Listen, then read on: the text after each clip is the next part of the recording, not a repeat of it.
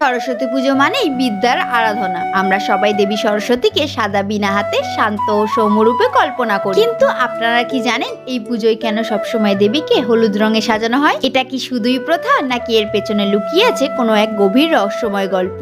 আজকের এই গল্পে আমি আপনাদের এমন কিছু তথ্য জানাবো যা শুনলে আপনি মুগ্ধ হয়ে যাবেন। এই ভিডিওটা মিস করলে সরস্বতী পুজোর হলুদের গল্পটা আর কখনোই জানার সুযোগ পাবেন না, তাই স্কিপ না করে পুরো ভিডিওটা দেখুন। বসন্ত পঞ্চমী, সরস্বতী পুজোর এই বিশেষ দিনটিতে প্রকৃতির একটা অদ্ভুত পরিবর্তন ঘটে। চারিদিকে সর্ষে ফুলের সোনালী আভা, নতুন পাতা আর পাখির কলকাকলি। কিন্তু হলুদের সঙ্গে সরস্বতীর সম্পর্ক কিভাবে? গল্পটা শুরু হয় অনেক প্রাচীনকাল, যখন দেবী সরস্বতী মানুষকে প্রথম জ্ঞানের আলোর পথ দেখিয়েছিলেন। তখন প্রকৃতির এই রঙকেই দেবী বেছে নেন শান্তির প্রতীক হিসেবে। আপনারা জানেন কি, হলুদ রং শুধুমাত্র বসন্তের নয়, এটি সৌভাগ্য আর মানসিক শক্তিরও প্রতীক। পুরাণ মতে এই রং দেবী সরস্বতীর আশীর্বাদের এক মহামূল্যবান দিক। হলুদের আরেকটি দারুণ অর্থ হলো এটি মানুষের মনকে শান্ত করে তোলে, আর জ্ঞান তখনই প্রভাব ফেলে যখন আমাদের মন স্থির আর শান্ত থাকে। কিন্তু বসন্ত পঞ্চমীতে হলুদ পরার আরেকটা গুরুত্বপূর্ণ কারণ আছে। এই সময় মাঠ ভরা সর্ষে ফুল ফোটে, যা কৃষকের জন্য একটি নতুন শুরু ও ফসলের আশা নিয়ে আসে।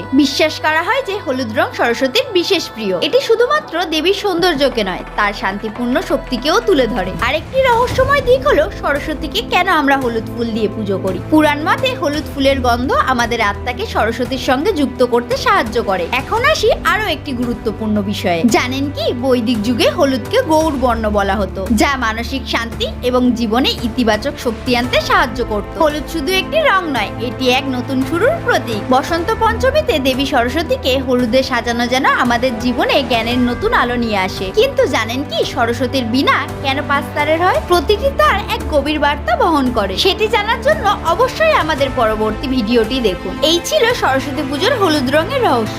এটি কেবল একটি রং নয়, এটি জীবনের এক নতুন অধ্যায়ের প্রতীক। যদি এই গল্পটি আপনাদের ভালো লেগে থাকে তাহলে লাইক করুন, শেয়ার করুন আর চ্যানেলটিকে সাবস্ক্রাইব করতে ভুলবেন না। আমি পরের বার আরো রহস্যময় গল্প নিয়ে আসবো। ধন্যবাদ।